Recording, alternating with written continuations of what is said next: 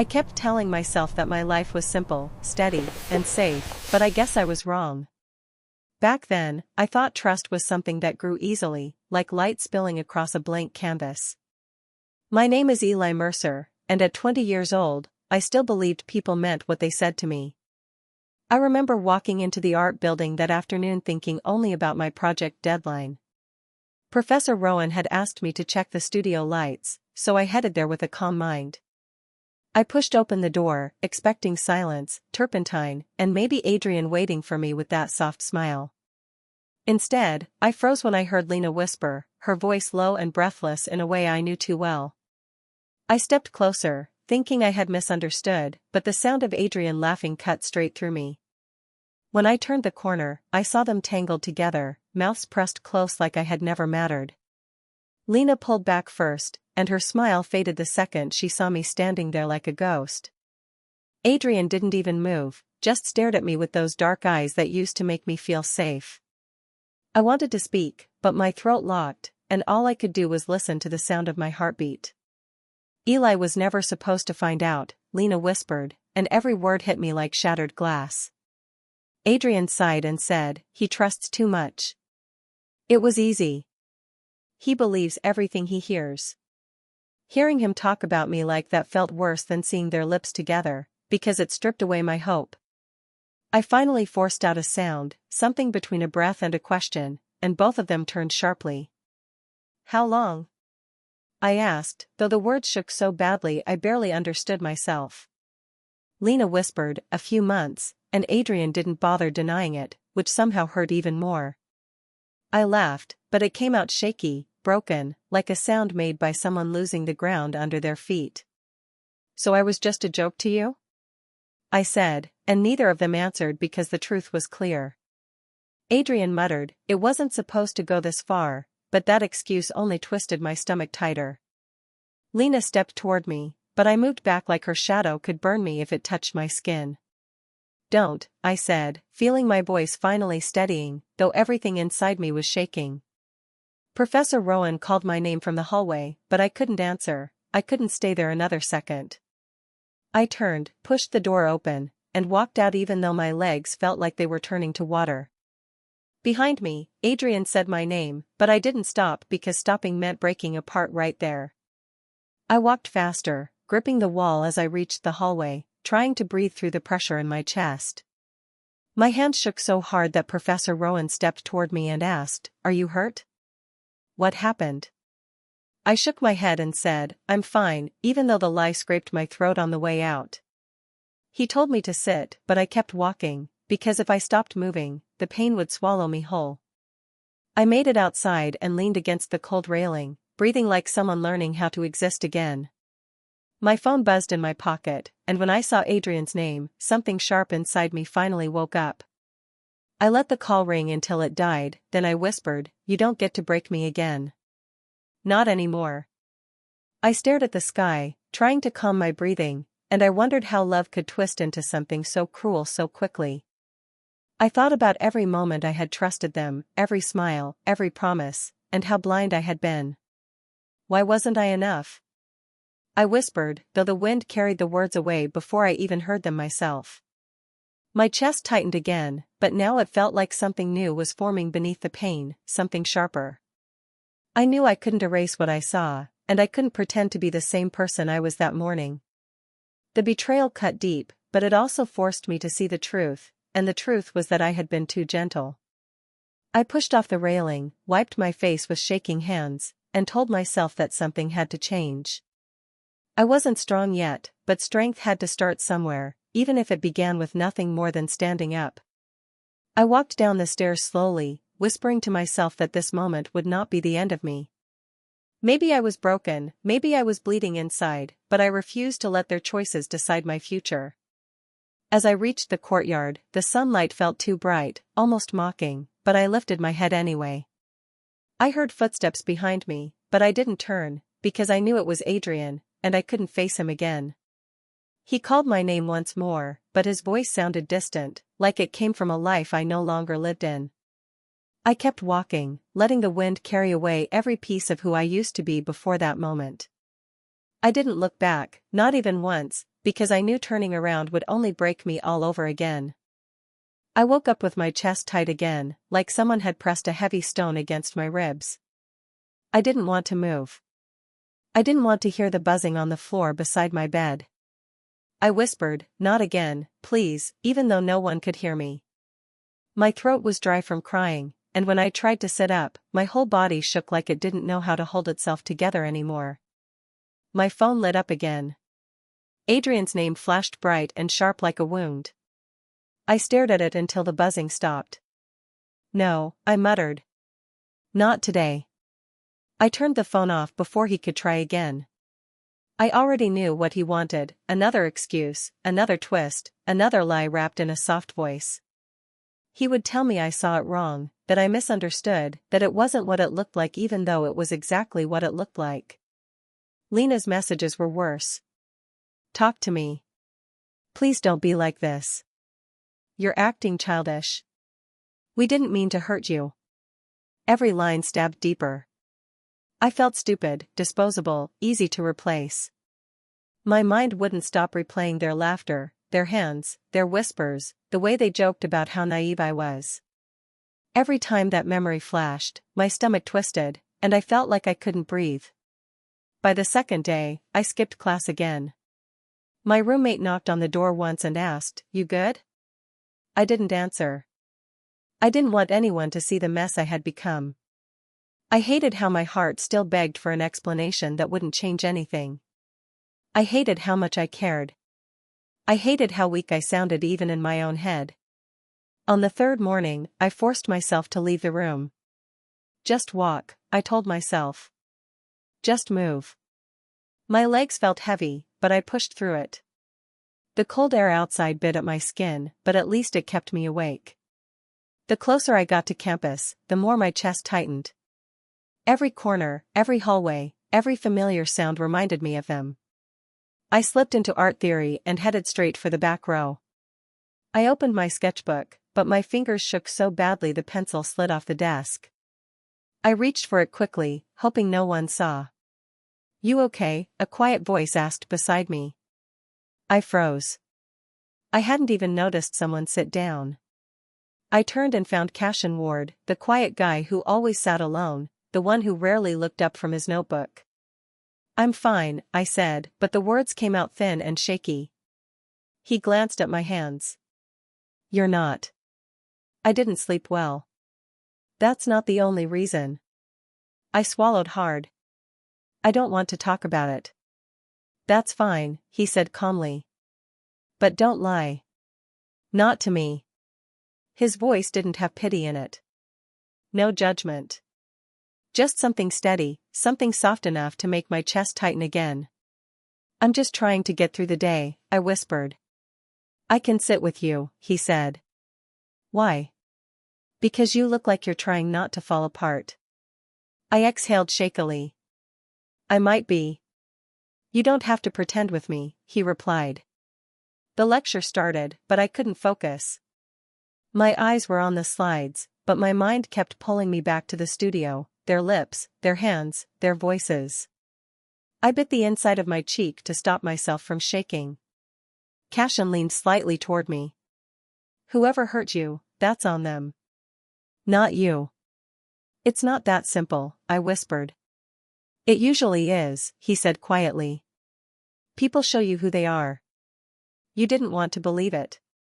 I stared at my trembling hands. "They made me feel stupid." "You're not." "They made me feel small." "You're not." "They made me feel like I wasn't enough." "That's their failure," he said softly. I swallowed the tightness in my throat. "It hurts. More than I want it to."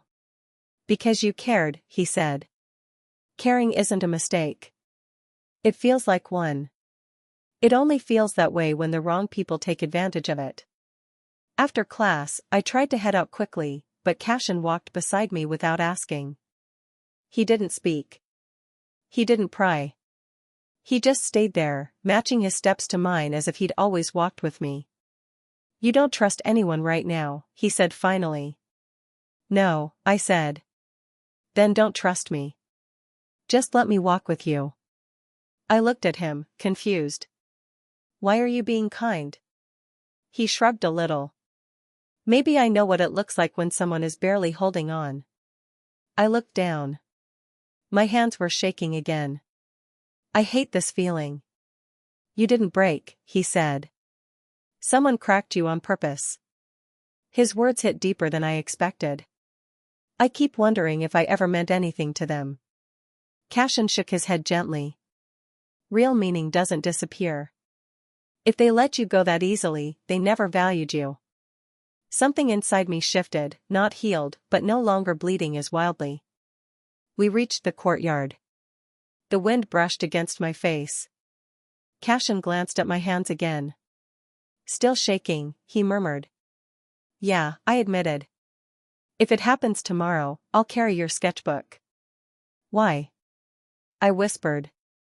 No one should carry everything alone. I didn't know what to say. For the first time since everything shattered, I didn't feel completely alone.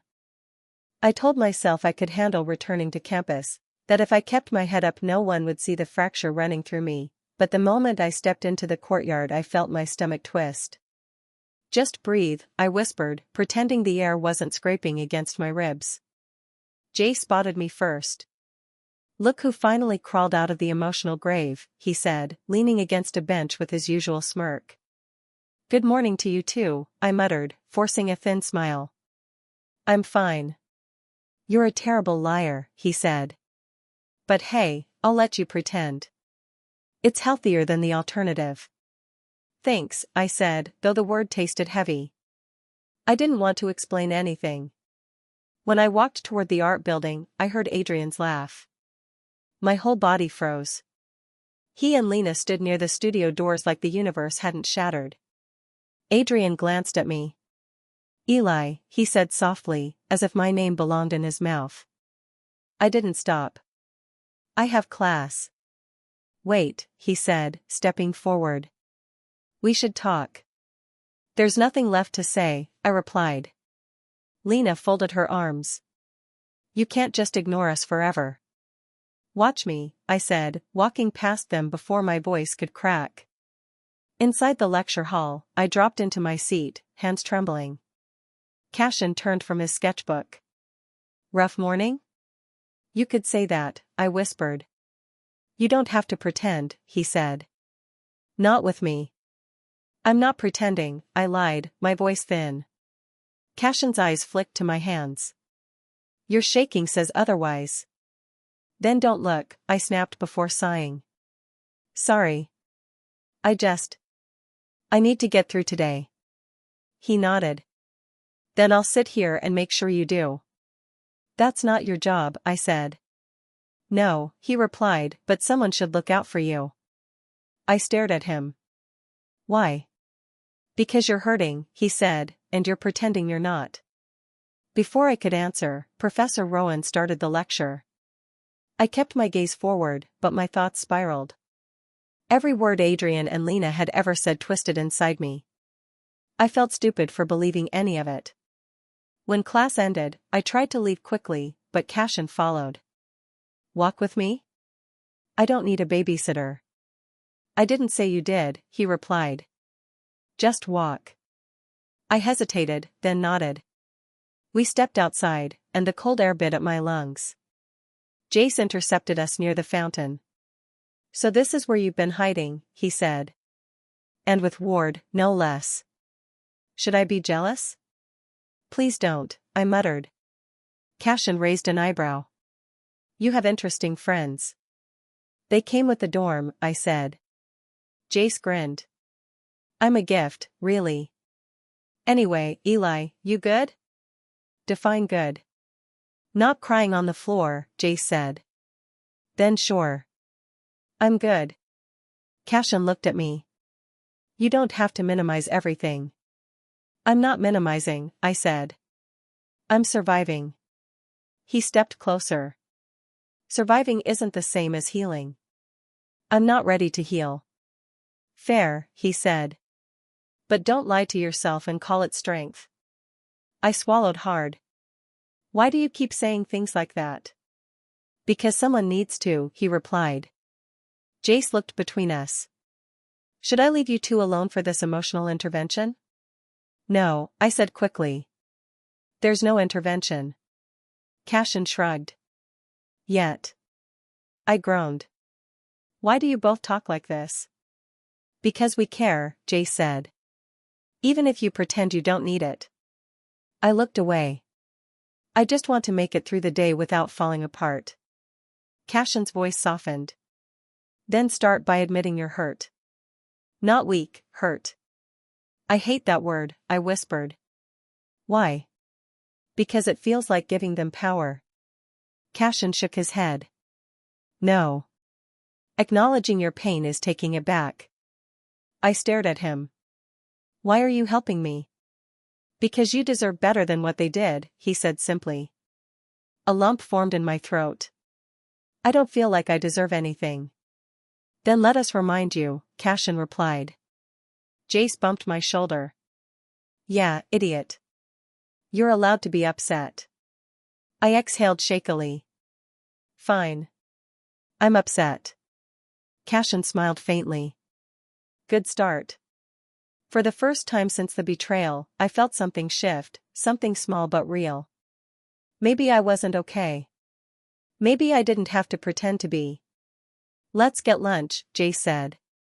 You need food and probably a therapist. Jace. Kidding.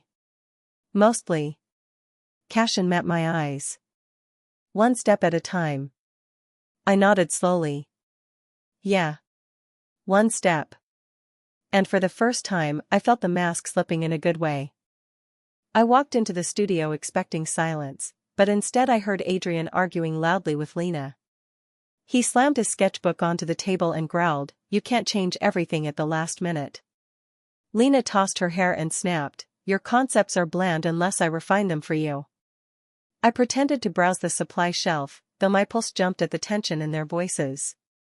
Adrian rubbed his forehead and muttered, "You always push too far." Lena shot back, "I'm the only reason your project ever looks presentable." Their perfect little world cracked right then, sharp enough for anyone to see. Mira Blake drifted beside me and whispered, "Told you they weren't as golden as they pretend." I said quietly, "Why are you telling me this?" She smirked and replied, "Because watching the mighty fall is educational."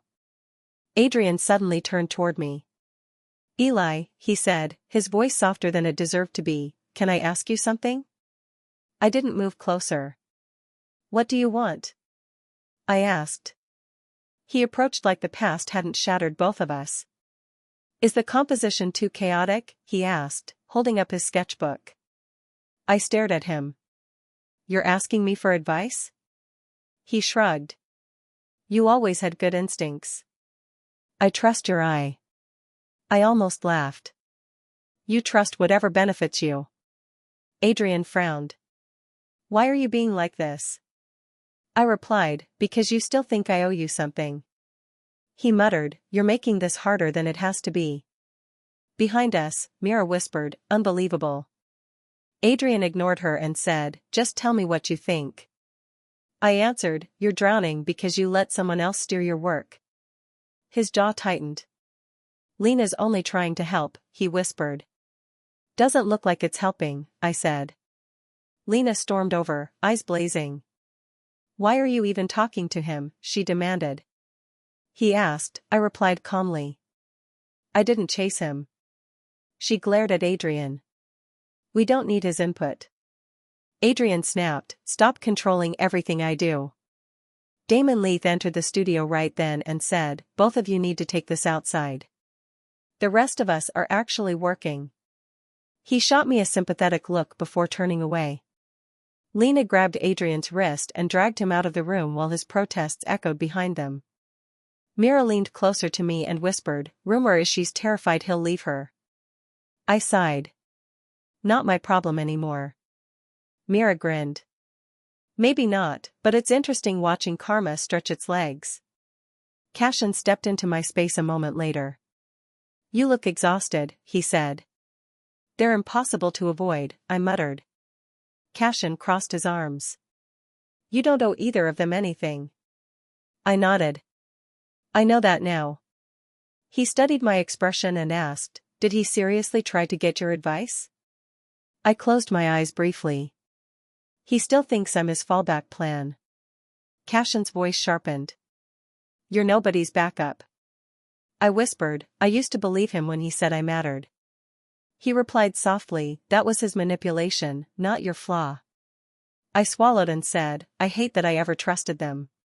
Cashin answered, "Trust isn't a weakness. Betrayal is." I breathed slowly. "I'm trying to move forward." He nodded. "You're doing better than you think." Damon walked back over and said, "Eli, can you help reorganize the materials?"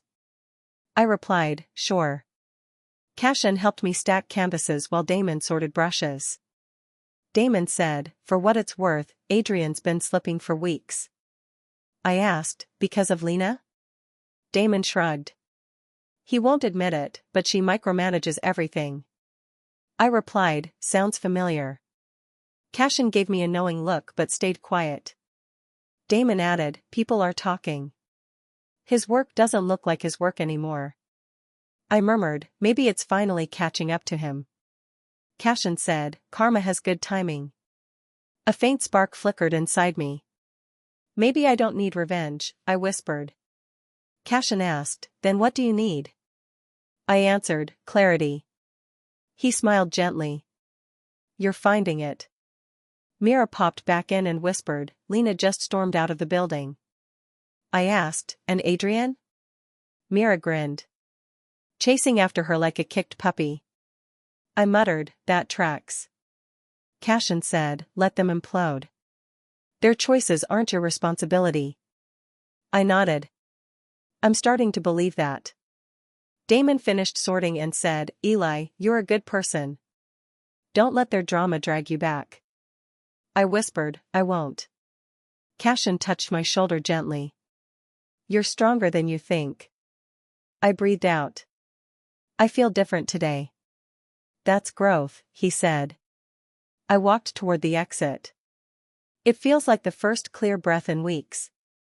Cashin replied, "Hold on to it." I said, "I plan to." Sunlight touched my face outside, warm and steady. I murmured, "Maybe karma started without me." Cashin walked beside me and said, "Then let it keep going." I nodded. "I'll let it." And for the first time I felt the ground under me steady. The hallway was loud the moment I stepped in. I heard Adrian shout, "You can't twist this around on me, Lena." His voice echoed through the department like a warning bell. I froze near the studio door. Lena fired back, "You're the one who ruined everything. Don't act like I dragged you into cheating on Eli. You kissed me first." People gathered fast. Mira rushed toward me whispering, "Eli, it's happening. They're exploding in public." I whispered, "I don't want to be involved." Mira shook her head. "Too late. Everyone's already talking." I tried to step back, but more students spilled in behind me. Adrian ran a hand through his hair and snapped, "You kept pushing me. You said Eli was too soft, too trusting, that it didn't matter." Lena scoffed loudly. "And you agreed. Don't pretend this was my plan alone." My stomach twisted, but I kept still. Professor Hale appeared at the top of the stairs, arms crossed, tension sharp in his jaw. "Lena," he said, "why am I hearing your name in the middle of a crowd again?" Lena turned stiff. "This has nothing to do with you." He answered, "It does when it affects the department." Jay stepped up beside me and whispered, "Wow. Your ex and your ex-best friend are putting on a whole soap opera." I sighed. "I just want them to stop." He elbowed me lightly. "You don't have to pretend this isn't satisfying." I didn't answer, but he wasn't wrong. Adrian pointed at Lena and yelled, "Just admit it, you wanted to ruin Eli because you were jealous." The hallway gasped. Lena's voice cracked. "I wasn't jealous. I didn't like how close you were to him." Adrian shouted, "Because you wanted everything I had." Cashin walked up quietly beside me. "You okay?" he asked. I whispered, "I don't know what I'm supposed to feel." He said softly, you don't have to feel anything for them. Lena turned sharply toward me and yelled, Eli, tell them you misunderstood. Tell them we didn't mean to hurt you like that. I took a slow breath. I'm not fixing anything for you, I said. Not anymore. Adrian stared at me like he didn't understand English. Eli, please. Just explain it wasn't as bad as it looks. I stepped forward. You kissed her, I said. Then you laughed about me behind my back. There's nothing to explain. Lena dragged her hand down her face. We were drunk, Eli. I replied, I heard everything you said. Drunk or not, you meant it. Students started whispering. Someone said, that's messed up. Another said, I can't believe they did that. Adrian's eyes darted around nervously. Guys, stop judging. You don't know the whole story. Mira raised her phone and said loudly, we know enough. And I have screenshots. Lena's face drained of color. Mira, don't you dare, Mira smirked. Maybe don't call Eli pathetic in writing next time. She hit send. Phones buzzed across the hallway as everyone received the messages. Adrian's mouth fell open. You screenshotted us? Mira shrugged. Actions have consequences. Professor Hale grabbed Lena's arm. Is this true? He demanded. Lena pulled away. He's exaggerating. Mira said, I literally have your words in my hand. Cashin leaned toward me and whispered, you see? Truth always crawls out. Adrian's voice cracked. Eli, can we talk alone? I shook my head. For what? So you can twist it again? He reached toward me slowly. I never wanted to lose you. I stepped back. You lost me the moment you chose her. Lena whipped around. Don't blame me. He kissed me first. Jace snorted. This is better than popcorn. I muttered, please stop enjoying this. He grinned. I can't help it. It's justice. Professor Hale's voice boomed. Lena, Adrian, my office. Now. Neither of them moved. He stared harder. Now. Lena marched off, furious, while Adrian followed with his shoulders slumped. As soon as they disappeared, the hallway erupted. Mira looked at me and said, you know everyone's taking your side, right? I whispered, I didn't ask for any of this. Cashin touched my elbow lightly. You didn't have to ask. People can still care. Jace added, you've been quiet for too long. They finally got exposed. I exhaled slowly. I thought seeing them fall apart would hurt more. Cashin asked, does it? I shook my head. No. It feels freeing. Mira leaned against the wall. They did this to themselves. You just outlived the storm. Jace laughed. And karma threw lightning right at them. Cashin met my eyes. You're standing straighter. I whispered, because I'm not scared anymore. He smiled. Good. You shouldn't be. The hallway quieted as people drifted away, still whispering about the fight. I watched the door where Adrian and Lena had disappeared. I said softly, he finally sees the truth. Cashin asked, which truth? I answered, that he never deserved the loyalty I gave him. Cashin placed a hand over his chest. You deserve someone who respects you. I whispered, I know that now. Jace smirked. And hey, at least you didn't throw anything. Proud of you. I let out a small laugh. I'm tired of breaking over people who wouldn't bleed for me. Cashin nodded. Then don't break. Rise. I breathed in deeply. Maybe I already am. The doors opened again. Adrian and Lena stepped out separately, both exhausted and pale. Neither looked at me. They walked away like strangers who'd lost everything. Cashin whispered, their perfect world is gone. I answered, good. Mine is finally starting.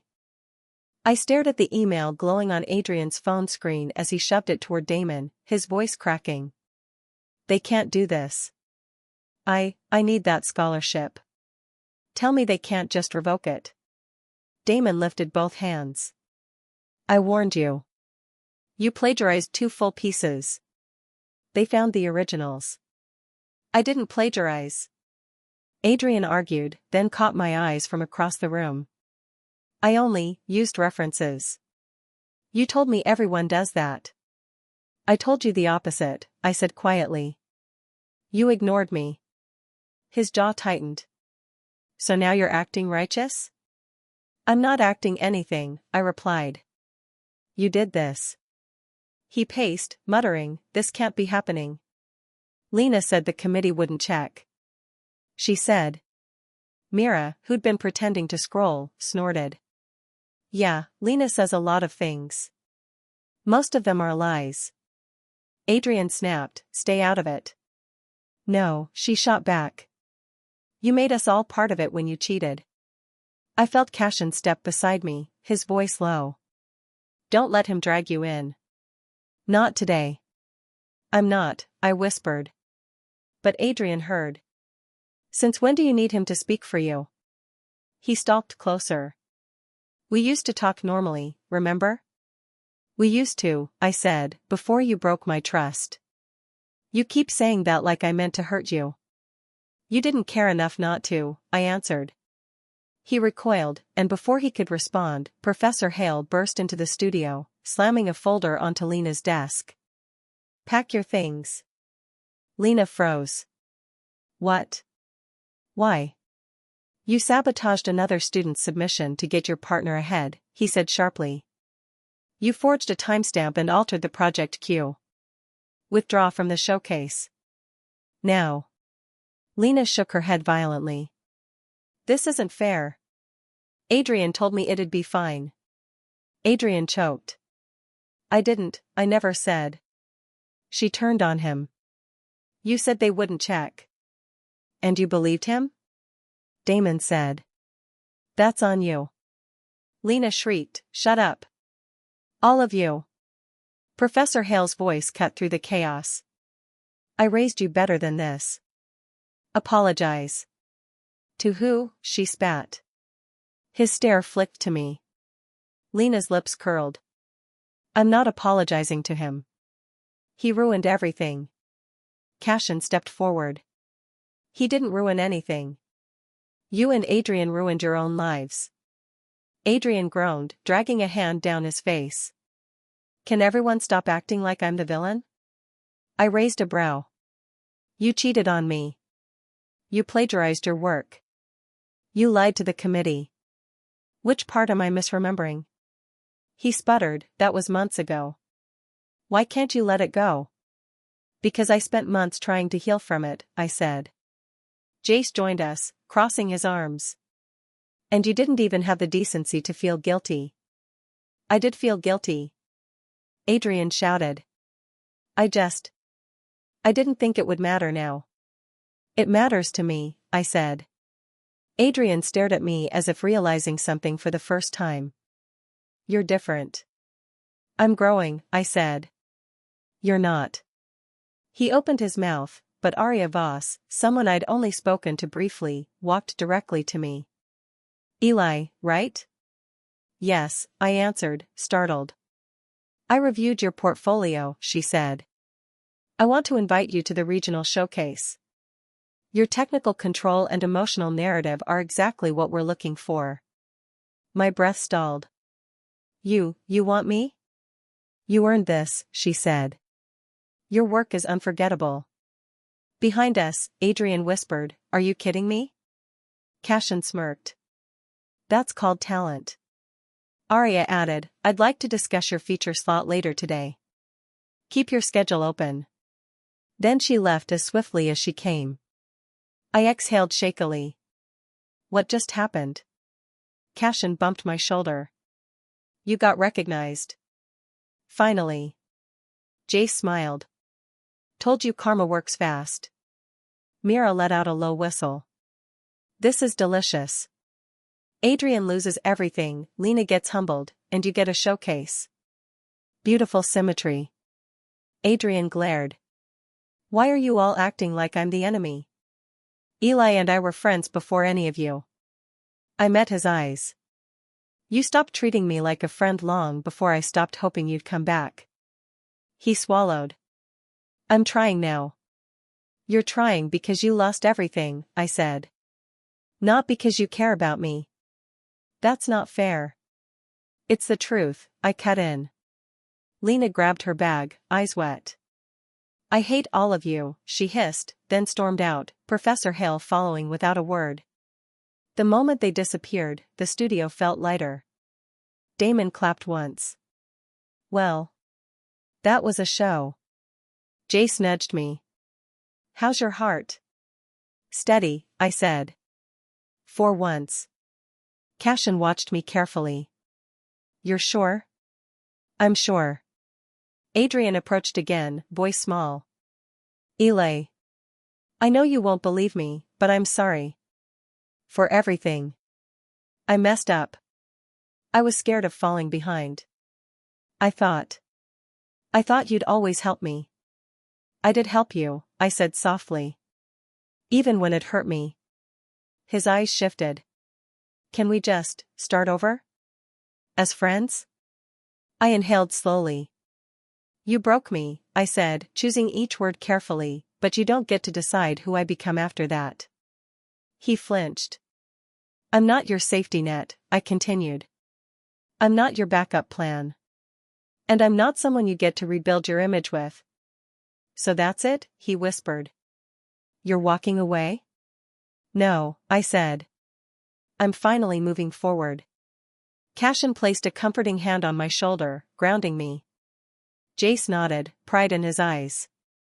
Mira snapped a picture of Adrian's devastated expression but winked as she put her phone down. Don't worry, Eli. I won't post this. Yet. Adrian stepped back, defeated. I never thought you'd change like this. I offered a sad smile. I never thought I'd survive what you did. But here I am. He turned away, shoulders folding inward. For the first time, I didn't feel small. I felt powerful. The hall buzzed with voices as I stood beside my piece, my heartbeat loud in my ears. Cashin whispered, ready? As ready as I'll ever be, I said. Mira appeared, eyes wide. People are crying, Eli. Actually crying. You need to hear them. I took a shaky breath. What are they saying? She grinned. Mostly who hurt him, and this is the rawest piece here. Cashin nudged me lightly. They're connecting with you. I didn't expect this reaction, I admitted. That's because you still underestimate yourself, he said quietly. Before I could reply, I heard a familiar voice behind me. This is about us, isn't it? I turned. Adrian stood there, pale, eyes fixed on the painting. You painted the moment I lost you. You didn't lose me, I said. You threw me away. His voice trembled. I didn't understand how much damage I caused until now. That isn't my responsibility anymore. He looked from the painting back to me. Why didn't you tell me you were hurting this much? I did, I said. You just didn't listen. He stepped closer.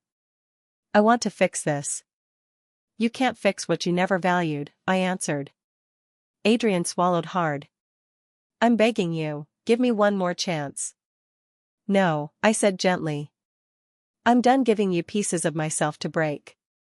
He stared at me, chest heaving. Then what am I supposed to do now? Figure out who you are without hurting people, I said. Start there. Before he could respond, Lena marched up, arms crossed. Wow. So dramatic. You're all acting like he murdered someone. Cashin muttered, here we go. Lena pointed at my painting. This is exaggerated. You weren't that hurt. I raised a brow. You don't get to measure my pain. She scoffed. I only did what anyone would do to protect their relationship. You destroyed other people's work, I reminded her. She waved a hand. That was barely sabotage. And anyway, he pushed me. He told me to help him get ahead. Adrian spun toward her. No, I didn't. Stop blaming me for everything. Oh please, she snapped. You said they wouldn't check your timestamps. And you believed that? I said. She glared at me. Stay out of this. You already got your pity party. Cashin stepped between us. Back off. She sneered. Why are you defending him so much? What, did you catch feelings? Cashin's jaw tensed. My feelings aren't your business. Oh, so you do like him, she taunted. Jace arrived, folding his arms. Lena, you're embarrassing yourself. She rolled her eyes. As if you care. Jace smirked. I care about not listening to your constant whining. Before Lena could fire back, Arya approached us with firm steps. Lena Hart. Lena stiffened. What now? I reviewed the security footage regarding the missing sculpture from last week, Arya said. You altered the placement chart again. Lena's face strained. I didn't. You did, Arya said. Leave the venue. You're banned from this showcase. What? You can't do that. I just did, Arya replied. Mira whispered to me, this is better than any drama series. Lena glared at all of us. You're ruining my life. No, I said. You're ruining your own. She stormed out, shoving people aside. Adrian watched her leave, shoulders slumping. Everything's falling apart. That's what happens when the truth shows up, I said. He looked at me, voice breaking. I know I hurt you. I know I don't deserve forgiveness. But I loved you. I still do. My chest tightened, but I kept my voice steady. You didn't love me. You loved the version of me who didn't say no. His eyes shimmered. I do now. No, I whispered. You love your regret. Not me. He covered his face with his hands, crying quietly. I'm sorry, Eli. Please. I'm begging you. I stepped back. That's not my name to save you with. For a moment, he looked at me like the world had ended. Then he whispered, so this is the day I lose you. You never had me the way you think you did, I said. But yes. This is the day. He turned away slowly, defeated, swallowed by the crowd. The air felt clearer. I released a long breath, my shoulders dropping. For the first time in a long time, I didn't feel anything heavy pulling me backward. Cashin approached, hands in his pockets. You did the right thing. I didn't do it for revenge, I said. I just needed to free myself. And you did, he replied. You look lighter. I let out a soft laugh. I feel lighter. He hesitated before speaking. Can I tell you something? Yeah. I care about you, he said simply. More than I planned to. My heart stumbled. Cashin. No pressure, he added quickly. I'm not asking for anything. I just want you to know I'm here. As long as you want me. I looked at him, really looked, and for once, I didn't feel unworthy or ashamed. I felt seen. Thank you, I said quietly. I don't know what I'm ready for. That's okay, he said with a small smile. We go at your pace. I exhaled, warmth spreading through my chest. I'd like that. Mira shouted from across the room, Eli. They want you on stage for the interview. I smiled. Guess I should go. Cashin touched my arm gently. Go shine. I stepped toward the stage, passing my painting one last time. The colors felt different now, less like a wound and more like a memory I survived. Cashin called out softly behind me, proud of you. And for the first time, I believed I deserved those words. I walked forward. I didn't look back. The cold night air touched my face the moment I stepped outside the showcase building. I let out a shaky breath, the kind that felt like it carried years of weight. I can't believe this is real, I whispered to myself, hugging my arms as the wind brushed past me. My heart still raced from everything that had happened, my piece on display, the crowd's reaction, the way my truth finally stood in the light. Footsteps approached behind me. Cashin's warm voice followed. Eli, are you all right? I think so, I said, though my chest still felt tight. I just needed air. He stood beside me, quiet, letting the silence work like a soft hand on my back. I kept staring at the dim street lights. I didn't expect people to connect with my piece that much. I did, he replied. Your truth hit everyone the moment they saw it. I laughed under my breath. Truth. It almost killed me, Cashin. It didn't, he said. You're standing here. Stronger than before. I don't feel strong, I admitted. Not yet. He looked at me for a long moment. Strength isn't loud, Eli. Sometimes it's just choosing to breathe when you didn't think you could. My throat tightened. Everything tonight, it felt like closing a chapter one never wanted to write. A sudden voice cut through the night. Eli, wait. My eyes shut the second I heard Adrian. I didn't turn around. No, I muttered. Not tonight. Cashin's voice sharpened. He shouldn't be here. But Adrian kept walking toward us. I had to talk to you, he said. Please. Don't, I said, still staring at the road. Just, don't. He sounded broken. Your art, it hurt to see it. But I know I deserved that. You deserved more than that, I whispered. But I'm done giving you anything. I never meant to ruin you, he said. I finally turned. You didn't just ruin me, Adrian. You ruined my trust, my sense of worth, my ability to breathe. And you did it while telling me you loved me. He swallowed hard. I made a mistake. No, I cut in. You made choices.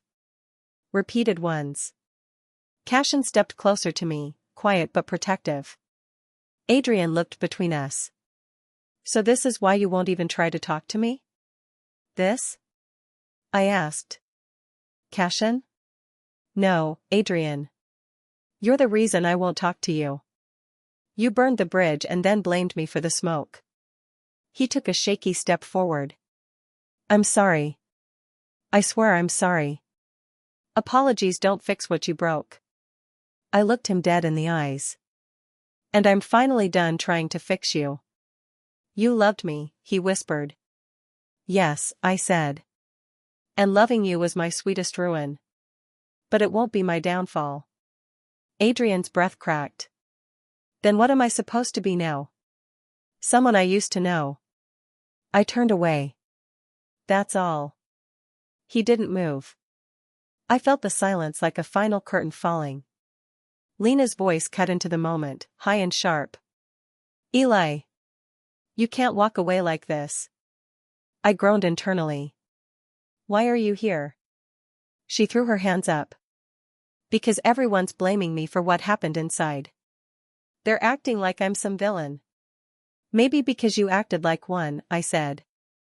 I apologized, she snapped. No, I said. You tried to save your own name. That's not an apology. Cashin shifted beside me. You should leave. Lena glared at him. This is between us. No, I said. It used to be. Not anymore. She took a step toward me. Eli, you can't just cut us out like this. I already did. I exhaled softly. You two were my breaking point. Tonight is my turning point. Her expression twisted. I didn't mean to hurt you. You did, I said. And you never cared until people found out. I cared, she insisted. I shook my head. If you cared, you wouldn't have kissed him. You wouldn't have lied. You wouldn't have laughed. Her jaw tightened. Fine. Blame me. Hate me. Whatever helps you sleep. I felt calm wash over me. I don't hate you, Lena. But I'll never trust you again. She blinked, surprised by my tone. Then what do you want? Nothing, I said. I'm done wanting anything from either of you. She stared at me for a long second, then walked away angrily. Adrian followed a few steps before stopping, turning back one last time. Goodbye, Eli. Goodbye, I said, and meant it. When they finally disappeared into the night, I let out a slow breath. My whole body felt lighter, like I had pulled out a thorn buried deep in my chest. Cashin looked at me carefully. You okay? I think this is the first time I've truly been okay in months. He smiled faintly. You handled that better than anyone else could. I didn't want to scream, I said. I just wanted to let go. You did. He shifted slightly closer. And Eli, there's something I need to say. My heartbeat jumped. What is it? He rubbed the back of his neck. I care about you. More than I expected to. More than I probably should. But I'm not going to push you or rush you. His voice softened. I'll stay as long as you want me to. Warmth spread through my chest, slow and steady. Cashin, thank you. You don't need to answer anything, he added. Just know you're not alone. I know, I whispered. For the first time, I finally know. We walked down the quiet sidewalk, not touching, but close enough that I felt his presence like a steady light beside me. For a long time, neither of us spoke. When we reached the corner, I stopped. Cashin, can I say something? Anything. I'm choosing myself, I said. For once in my life, I'm choosing me. His smile was soft. Good. You deserve that. The moon hung low above us, pale and gentle. I breathed in deeply, letting the cold settle in my lungs. For the first time, the night didn't feel heavy. I survived, I said quietly. I rebuilt. And I became someone I'm finally proud of. Cashin nodded. You did. The wind brushed past again, lifting my hair, carrying the last pieces of my old life into the dark. I walked forward, toward my rise, not my ruin.